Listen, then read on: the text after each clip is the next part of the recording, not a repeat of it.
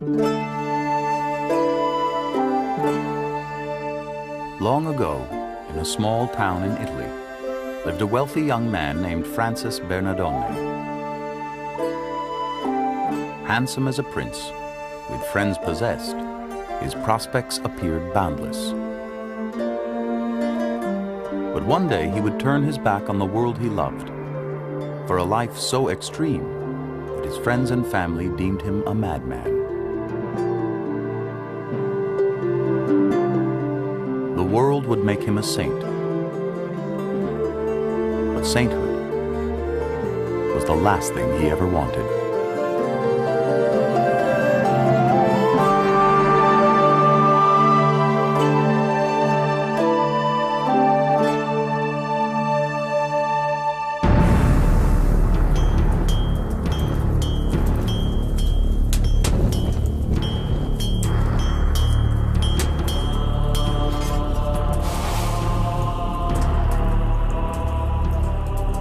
The 13th century Italy was a dark age lit by the fires of war. Emperors fought against popes, cities against cities, nobles against merchants. Life was short. Disease and death lurked everywhere.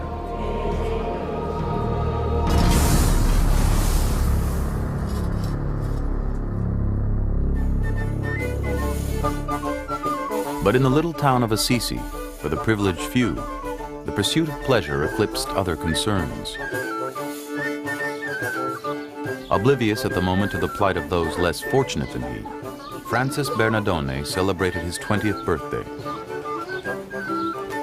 Francis was a roustabout, vivid, colorful, life-affirming, joyous man who loved to sing, who loved jokes. A man who really loved to have a good time. I think that Francis was a kind of playboy in his teenage years. He was certainly also a leader. And as a leader, he was always the one who was out for fun. They called him the king of the revels. He would carouse through the streets with his friends.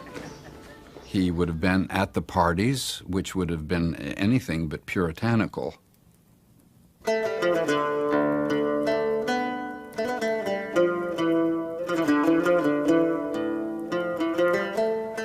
His mother hoped he would settle down and marry well.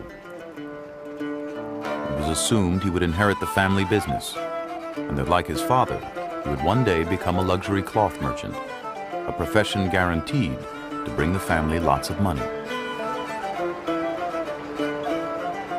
For the very first time in history, money was not merely a medium of exchange.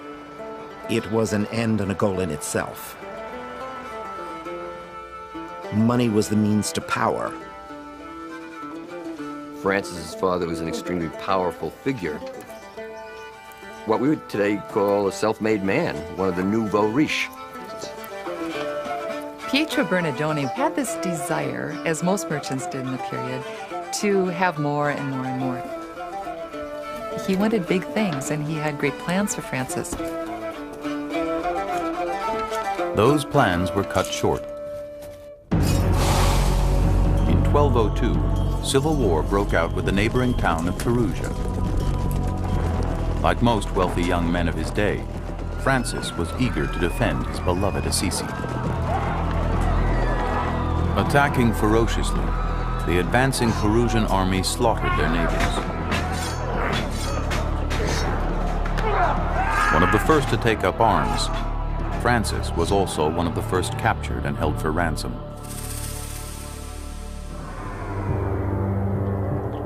Plunged into the darkness of a damp, infested dungeon, Francis caught a severe case of malaria. He was very ill, and that was a sobering experience. It would turn him inward and enable him to start reflecting on his life.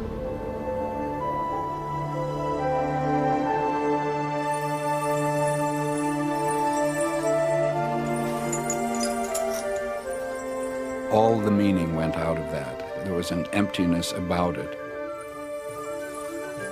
He had tried the life of the playboy. He had tried the family business. He had tried the glory of war. Everywhere he turned, there was nothing but disappointment. I was very frail. I began to regard myself as worthless. Racked with fever, he watched the weeks turn into months.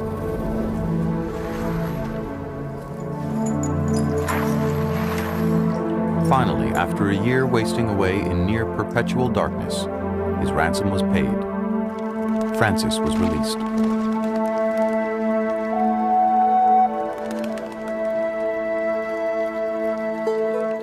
He was primed for something heroic. But what that was, he as yet hadn't the remotest idea.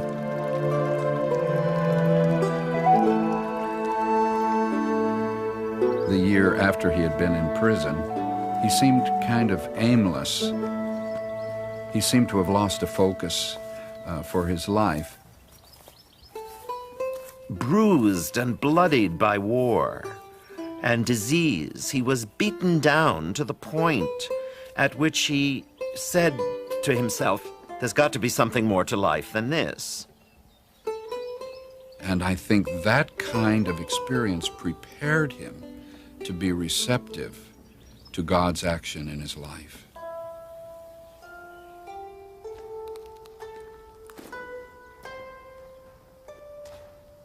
Francis happened to duck into the cool of a small, half-ruined church called San Damiano.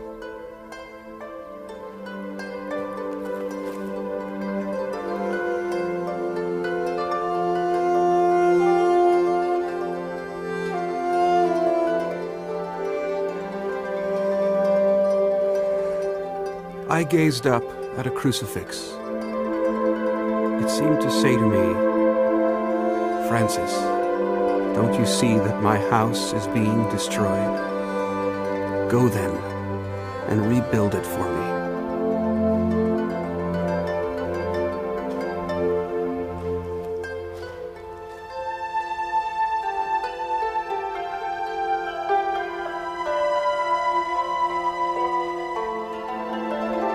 He's in this church, and God says to him, Francis, repair my house. Can't you see it's falling into ruin? And what does he do? He looks around and he says, oh man, this church is a mess. Now, he was very literal. He doesn't at this point see the larger meaning of that repair my house. Most high, glorious God, enlighten the darkness of my heart and give me true faith, that I may carry out your holy and true command. And the Francis who leaves that little chapel is very different from the man who arrives. He had to do something with his life. He had to do something. This incident at San Damiano is a real turning point for Francis. It's not so much magical as it is life-changing.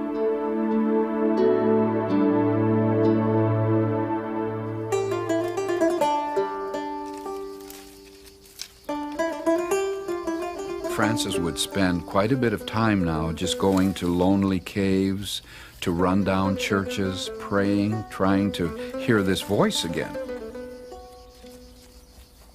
It becomes clear to his family and to his neighbors that his manner is changing. His spirit is going through something that they can't quite catch hold of. In order to repair the church properly, Francis needed money to buy tools. Pietro Bernardone was outraged to discover that his son got that money by selling some cloth and a horse he stole from his father's shop. The father has been trying, week after week after month, to knock some sense into the boy. He's been patient and loving, but this time Francis has gone too far. And the only recourse for Papa is to call a town meeting. Pietro Bernardone goes to the bishop. He summons Francis to say you can't rebuild a church with stolen money. You have to give the money back. And the whole town has gathered for this spectacle.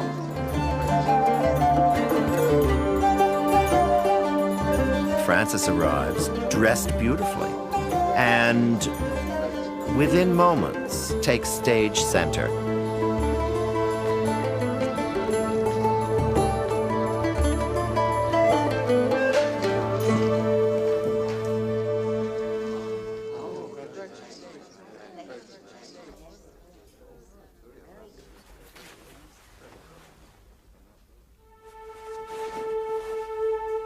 Until now, I have called Pietro Bernardone my father. But because I have proposed to serve God, I return to my father the money and also all the clothing which is his. And I want only to say from now on, Our Father, who art in heaven, and not my father, Pietro Bernardone.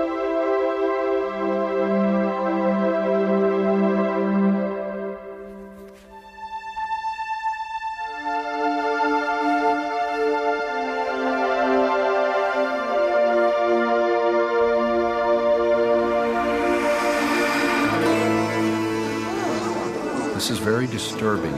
This is a son renouncing his father, shaming him, not in the family home, but in the piazza before all the people of Assisi.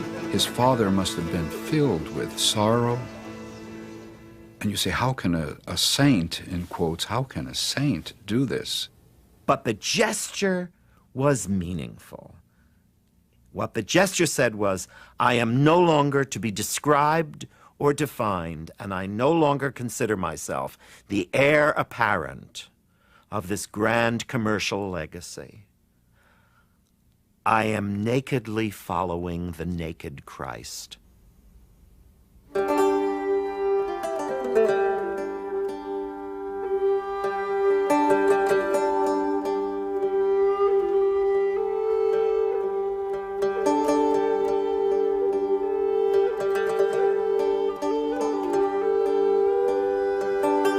And then the bishop embraces the naked Francis with his episcopal cloak to indicate that Francis has become a child of the church.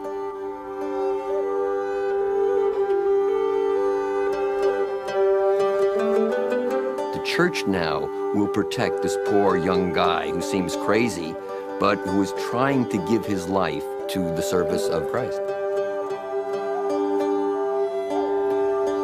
I think he was on the brink of madness.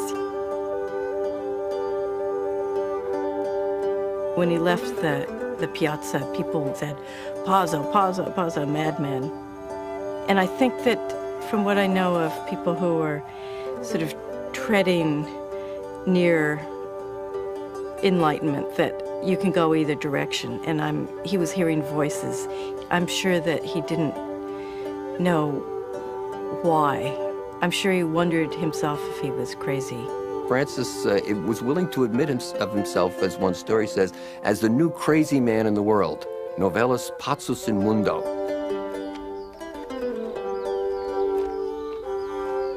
When Francis renounced his father, and then he is given a peasant's garb, and he leaves Assisi, I don't think he had a clue of where he was going.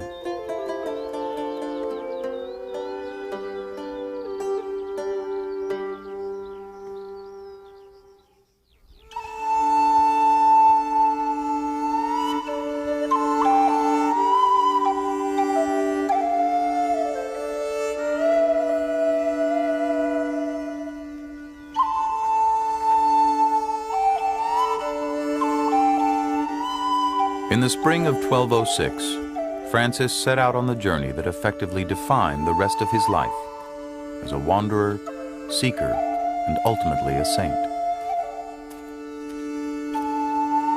The moments of shift and change and deepening in his life were extremely gradual. Conversion is the work of a lifetime for everyone. And for Francis, it certainly was the same thing. For Francis, enlightenment was not to be found inside cloister walls. Outside, in the hills and valleys around Assisi, his real purpose awaited. And in this area of the valley, he comes upon what's most horrifying to him, and that's a leper. When he was young, there was a leprosarium, a place where lepers were confined, down below Assisi. If he went within 2 miles of it, that's as close as he would get, and he would hold his nose so that he wouldn't smell the disgusting smell of the lepers. Leprosy was probably the most feared disease of the time. People didn't know where it came from, how it happened. They knew it was contagious. The sound of the leper's clacker warned people to stay away or risk contracting this dreadful disease. Leprosy attacks the extremities of the bones and the cartilage.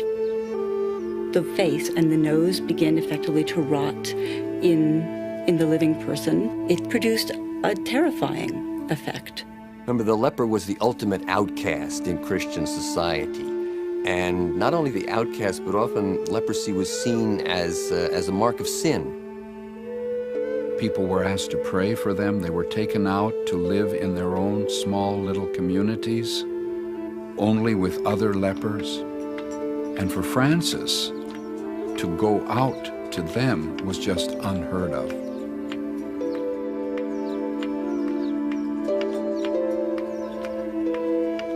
The sight of this suffering and the loneliness was simply intolerable to him.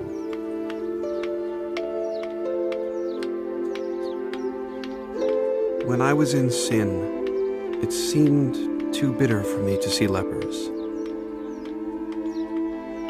But the Lord himself led me among them, and I showed mercy to them. He was doing something loving and caring for a person who didn't know what it was to have a warm human touch. A person who was used to seeing people run away. For Francis, lepers were a signal instance of the capacity of the divine to act in his life.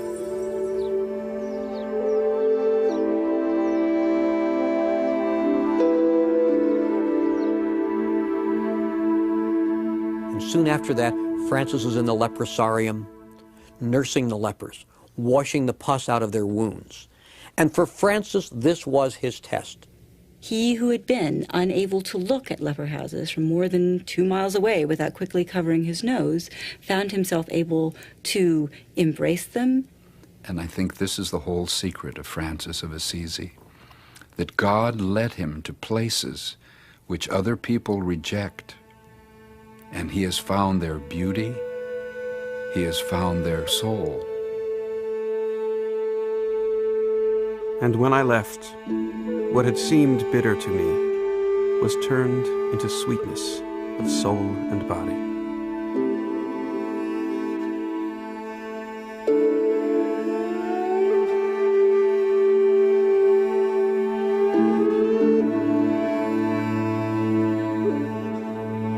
And without that radical shift in his approach to lepers, he wouldn't be saint, and he would hardly be recognizable to us as Francis of Assisi. This was something around which so much of Francis ultimately pivoted.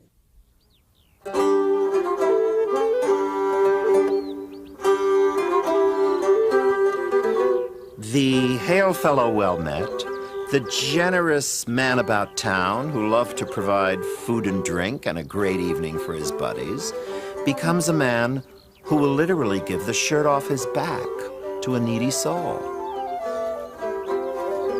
He was always filled with joy. He would sing, and he lived like someone whose whole goal was love. Only now it was the love of God. The Lord told me what he wanted. He wanted me to be a new kind of fool in this world. God does not wish to lead me by any other way. Francis believed in something. He believed that God made the world and that it was good. And that the secret here is to try to make this place better. in your own simple way, and don't get grandiose about it. Francis quietly set out to follow the teachings of Jesus. While ministering to society's outcasts, he also begged for his daily bread. To his surprise, this life of simplicity and poverty began to attract followers. People saw in him someone they could believe in. There was something authentic about him. Francis did not originally intend to attract followers, but it was the model of Francis that began to attract others who came to him and said, "We want to live the way you live."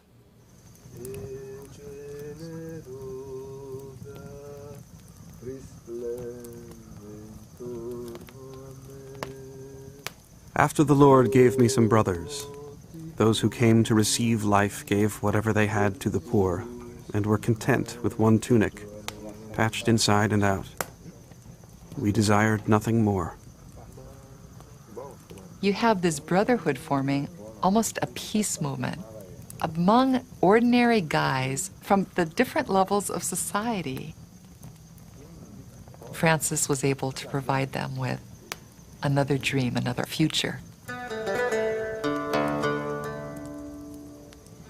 Francis' notion of living the gospel had an immense appeal to people who were very troubled by the great violence in Italian countrysides and towns, who were very suspicious about this new commercial society, who were very disturbed by the increasing institutionalization and wealth of the church. The luxury and privilege of the church stood in stark contrast to Francis's message. He preached a deeper, more personal faith.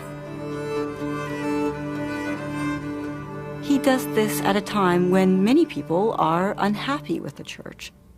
There was much scandal, a great scandal in the church at that time, especially among priests and clergy, breaking their vow of chastity.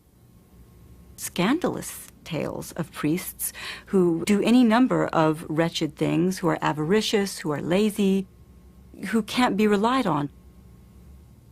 Francis puts the church to shame. He was just a absolutely hardcore radical in every way.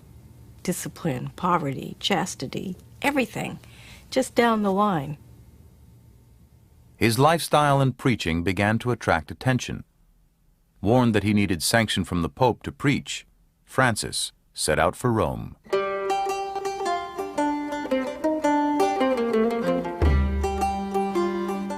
Francis was not a priest, never became a priest, never had any intention of becoming a priest. He wanted to remain what he was, a dedicated layman. By pleading his case directly to the Pope, this barefoot prophet risked losing everything. Undaunted, Francis was determined to meet the leader of his church. They're going to a quite different kind of church than the one they represent. They're going from ruggedness and poverty to marble and gold thread. Innocent III is sometimes called the Lord of the world, the most powerful pope possibly who has ever lived. And here is this barefoot, crazy man with a few followers. Their very presence there and what Francis is talking about, a radical living of gospel poverty, is an affront to the lifestyle of the papacy, of the cardinals. And there are some suspicions about Francis. Two cardinals say to the Pope, really, just dismiss this man as a poor beggar. He doesn't even know to put on shoes when he comes into your presence. Innocent, however, was not just a man of power. He was also a visionary. He saw that Francis was truly a man of God.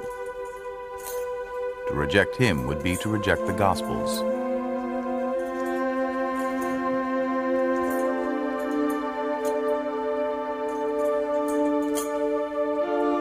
And with that, he gave this barefoot prophet papal permission to preach.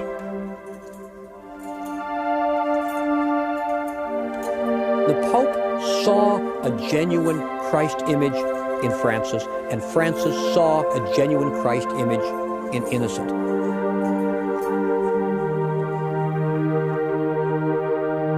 We can imagine Innocent saying to Francis, now you want to found a new order. Now where are you going to live? Where is your monastery? Well, Holy Father, we don't really have a monastery. We've sort of been sleeping on the banks of streams and whatever, and we're just going to go out and preach the gospel. Ah, preach the gospel, my son, Innocent might have said. So where did you get your theological training? Well, I don't have any theological training, Holy Father. I just sort of feel the Spirit of God in me, and I'm going to go preach the gospel. Innocent said yes. Innocent said yes to that. And that's extraordinary. Prophets tend not to get along well with institutional leaders. Institutional leaders tend to fear prophets. This is a moment where, at least with this pontiff and this prophet, they came together. And Francis and his friars go on their way.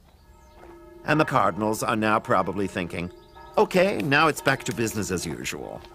Well, from then on, nothing was business as usual, either in Rome or in Assisi.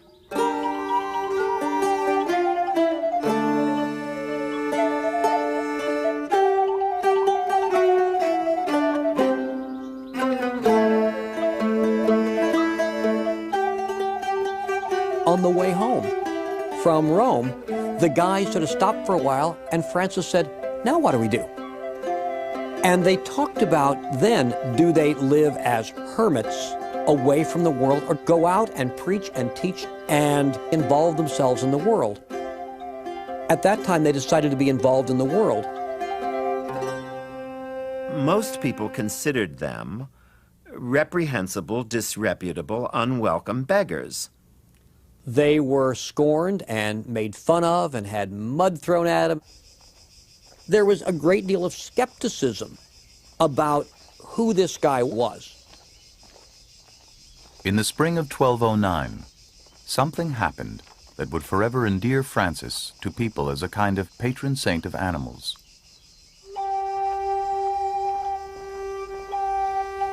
One day he was proclaiming the gospel and talking to people about their lives, and people were bored and they ignored him.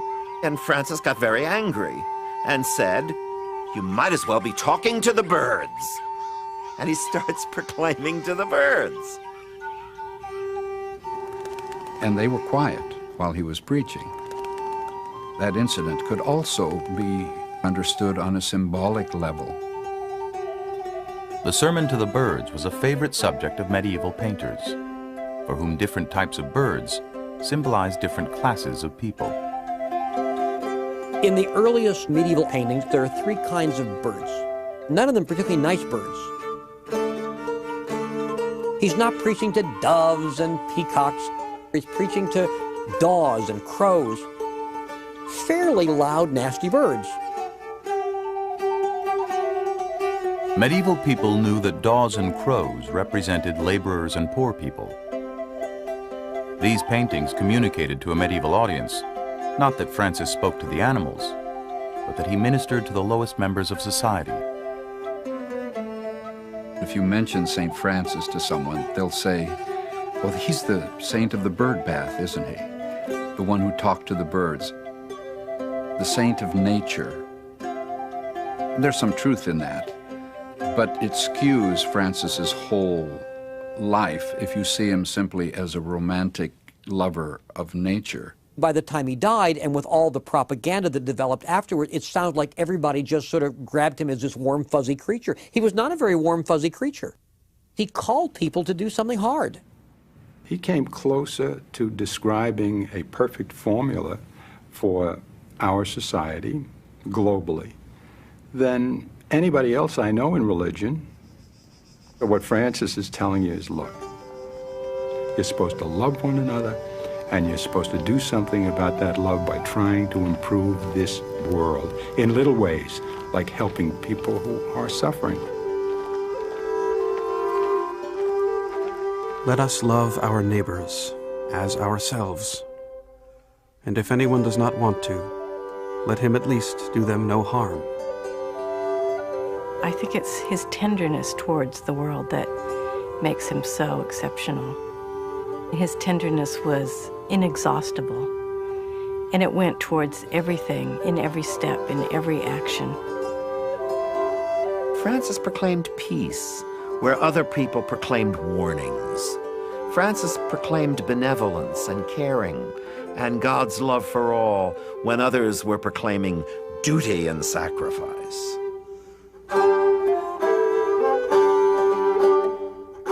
He could offer a new kind of approach to Christianity that was especially attractive to the lay people of the cities of Italy. And he did that without being angry at or dispensing the traditional structures of authority. Without actually realizing it, Francis was pioneering a new social movement whose message appealed to both men and women. That movement was about to be enriched and complicated by a young noblewoman of Assisi named Clare Afroduccio, the daughter of a wealthy knight. Clare had this incredible reputation for holiness that was in sync with Francis's own heart. When she was in her early teens, she heard Francis preach in the church one day and was swept away.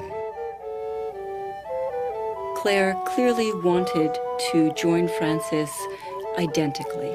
She wanted to go and live with him and to do the work that he did.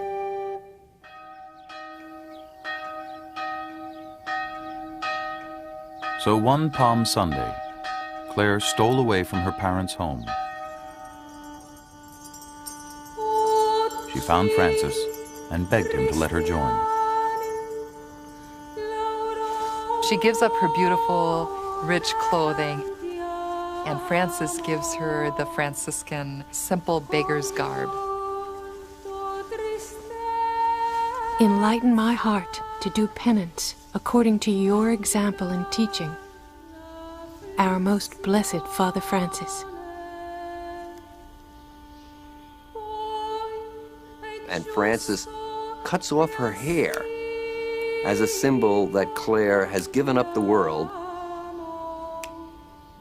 She was his spiritual daughter. Francis could not allow Clare to live among his friars, so he arranged for her to live at the little church of San Damiano. There, where Francis first heard the voice of God, she founded the Convent of Poor Ladies. Joined first by her sister and her widowed mother, and later by dozens of other women, Clare pursued a life of radical poverty from behind the cloister walls. From the very beginning, there were both men and women. And Francis allowed women to be a part of this vision that God showed him. The vision that God showed him exacted an increasing toll on Francis. As he continued to give things up, his friends feared for his survival. He lived a hard life. He was very badly malnourished, and he pushed his body as hard as anyone could. And his body began to fail him.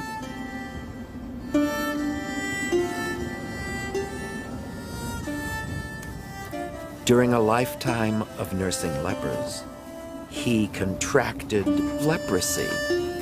All of the signs of disease are beginning to take their toll on this frail body. Felled by recurring bouts of malarial fever, in the winter of his 31st year, Francis was too weak to continue preaching. As his steadfast companion, Brother Giles, said, "If he had been robust like me, surely the world could never have kept pace with his flaming spirit." He was weary and tired and old before his time, and wanted to leave to his friars the rounds of preaching and ministry, and he wanted to just go off and pray and be alone. During the 4 years he was confined to his straw bed, 3,000 new friars joined the Brotherhood. As their demands increased, their leader grew weaker. Francis dictated an anguished letter to his friend Claire.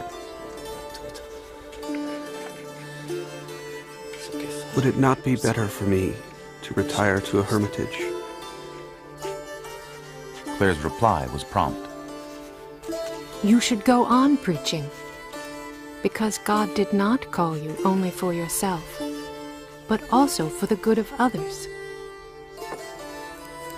Then, to the astonishment of Claire and the Brotherhood, Francis announced his intention to set sail for Egypt and the Fifth Crusade.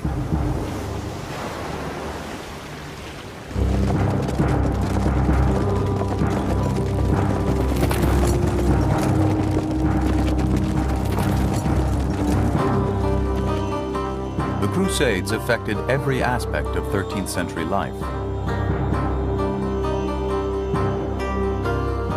Like every good Christian boy, Francis grew up longing to answer the call to arms. As early as Francis's childhood, this dreadful thing occurred of the capture of Jerusalem by Muslim forces. All of Christendom was in moral outrage over this. Pagan Muslim, which is how they understood them, by their very presence in this holy place, were polluting it and defiling it. And there was a sense that that needed to be rectified.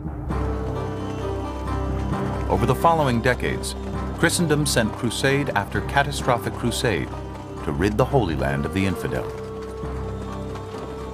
In May of 1219, Francis embarked on such a journey to preach and convert. But like so many of his journeys, the ending was one he could not have imagined at the outset. His decision to embark on a very risky, dangerous journey far away didn't please the friars. Many felt that he might not return. In Muslim lands, preaching Christianity was a crime, sometimes even punishable by death. If you went off to try to convert the infidel and died in the attempt, you won the palm of martyrdom. Francis was eager for this. Francis arrived only to witness one of the worst battles of the Fifth Crusade.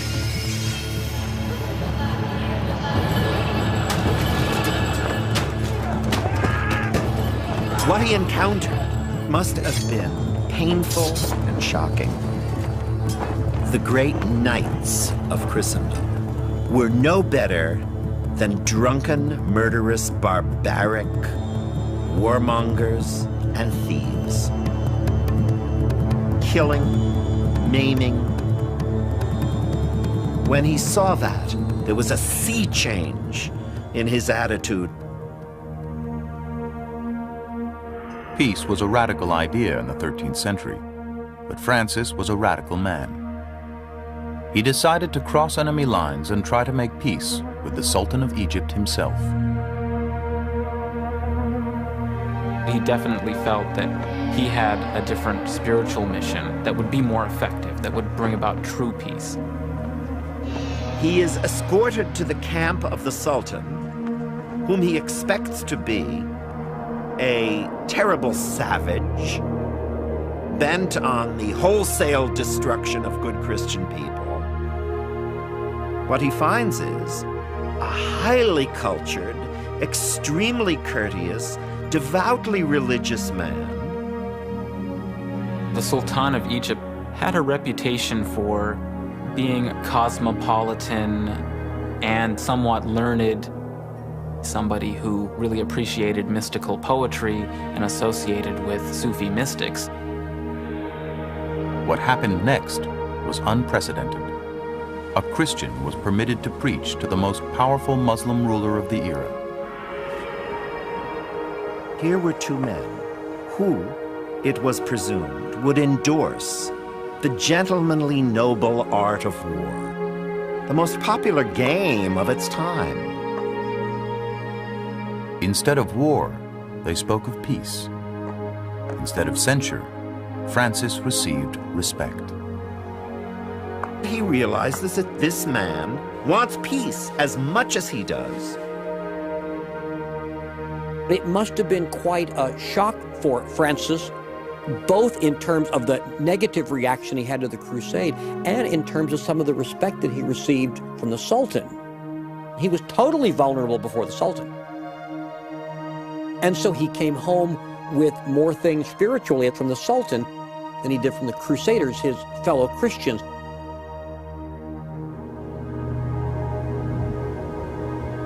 On the long journey home, Francis battled heat, starvation, and disease-carrying flies. His eyes became infected with trachoma, a parasitic disease that would rob him of his sight.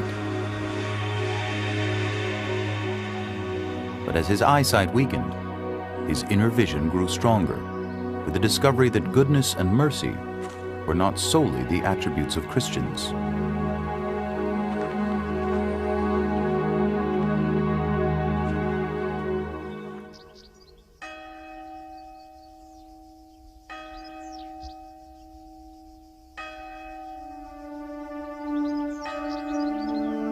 Francis had been gone for nearly a year when the Brotherhood received news of the Crusaders' defeat in Egypt. Many gave him up for dead.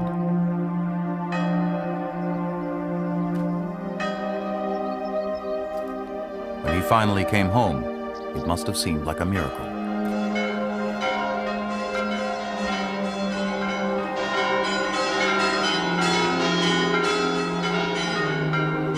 The pious tradition is that a commitment of faith makes life easier. But it made nothing easy, not for Francis, as it did not for the man he called his Lord. The great success of the movement that he started brought with it increasing problems. It's very easy when Francis is wandering around with a half dozen followers. It's a lot more difficult. How do you regularize this life when there are maybe 10,000 of these people all over Europe?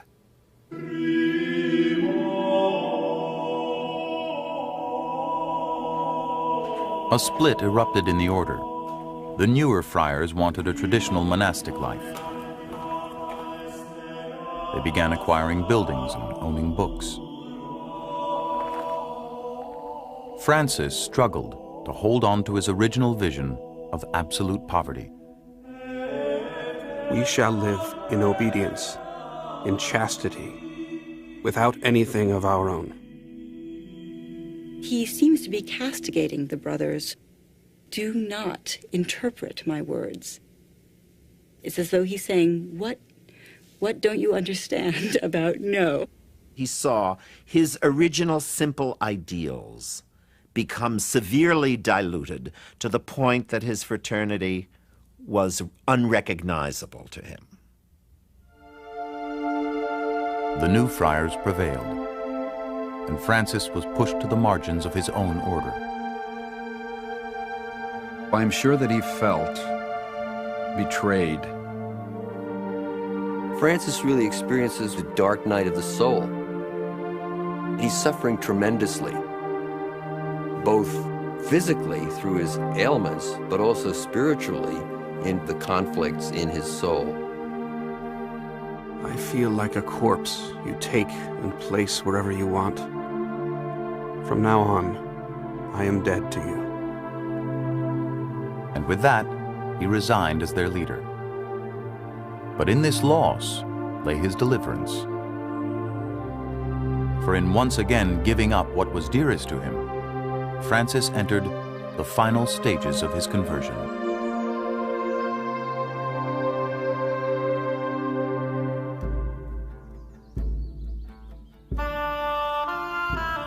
By every earthly standard, Francis of Assisi was a failure.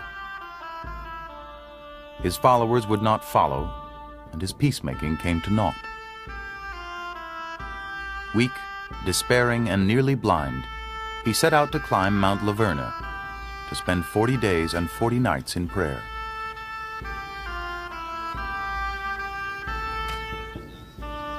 to just walk, to not know, to have given up everything. I'm sure he wondered what his life had really amounted to.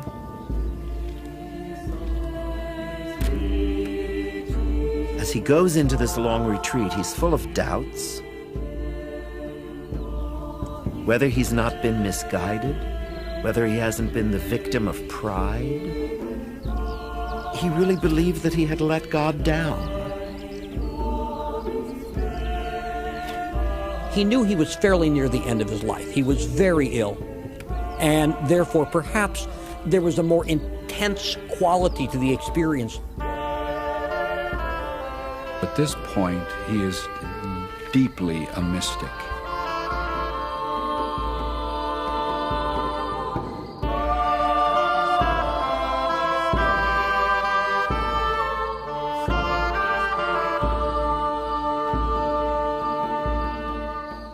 He was so stripped away that he was available for anything.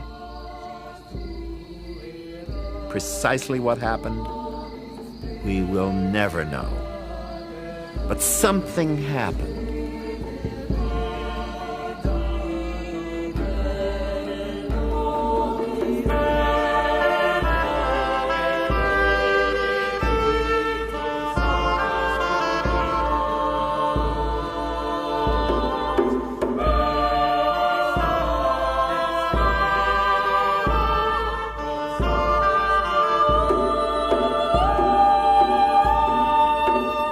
Some kind of resolution and acceptance that he was on the right path.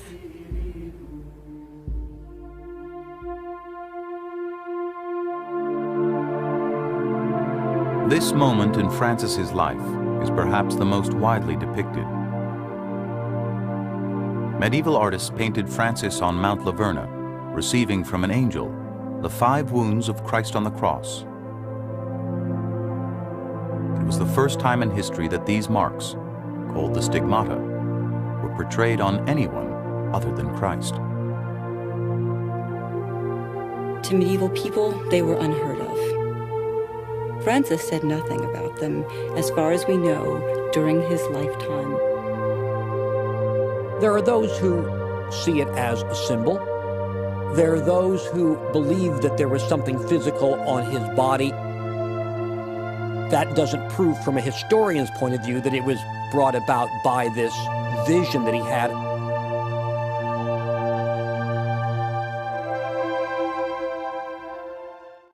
Is symbolized in a way, whether it existed or not, the fulfillment of his mission to live out the life of the Gospels in imitation of Jesus.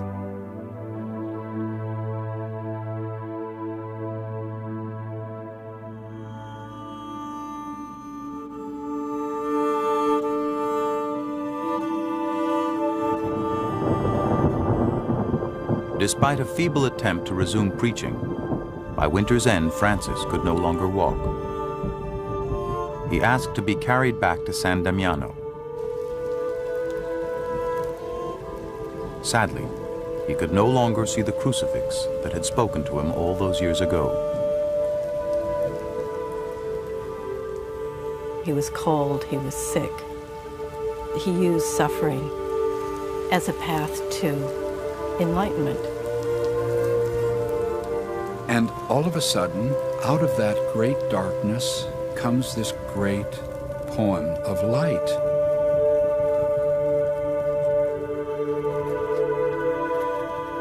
After a night of agony, Francis summoned the strength to dictate a poem in praise of God's creation. He's singing his swan song, the song that he knew every troubadour sang at the end of his life that summed up their life. All praise be yours, my Lord, through all that you have made. And first, my Lord, brother sun, who brings the day, and light you give to us through him.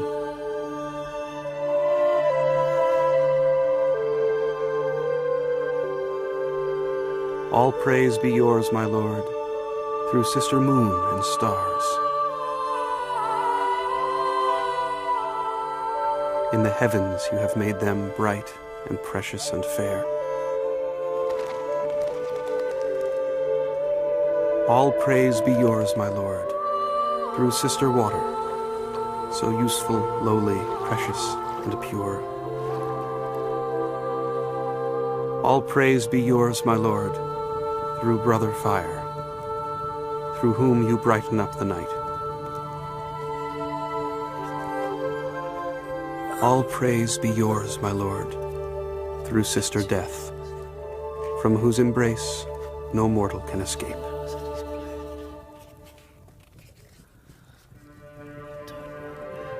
Strengthened by his frailty, enriched by his poverty, the diseased, emaciated Francis left San Damiano and prepared at the age of 44 to welcome Sister Death. He summoned his few remaining friends for a last farewell. This man really has 2 or 3 friends at the end. He's lonely and frightened. For 4 days he rose and sank, whispering the Psalms. Claire and her sisters sadly received word that the end was near. By the end, something has changed in the terror he had about death. He has seen the face of death, and she is his sister. I am hurrying to the Lord, who I have served with my spirit. And precisely at dusk, he very quietly died. And the people of Assisi say that at that moment they saw larks ascending.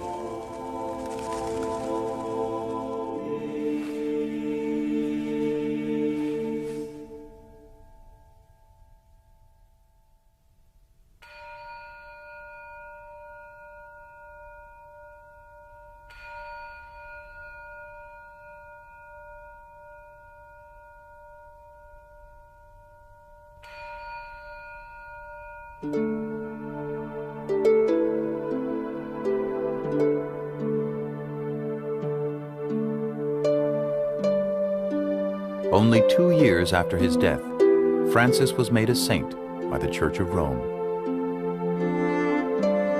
A grand basilica was built to hold his remains in Assisi. Today, tens of thousands of Franciscans and millions of men and women around the world continue his ministry. But perhaps he is most widely known by the prayer written in his honor during World War I. Lord, make me an instrument of your peace. Where there is hatred, let me sow love. Where there is injury, pardon. Where there is doubt, faith. Where there is despair, hope.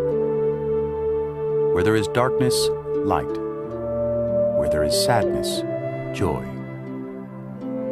Grant that I may not so much seek to be consoled as to console, to be understood as to understand, to be loved as to love.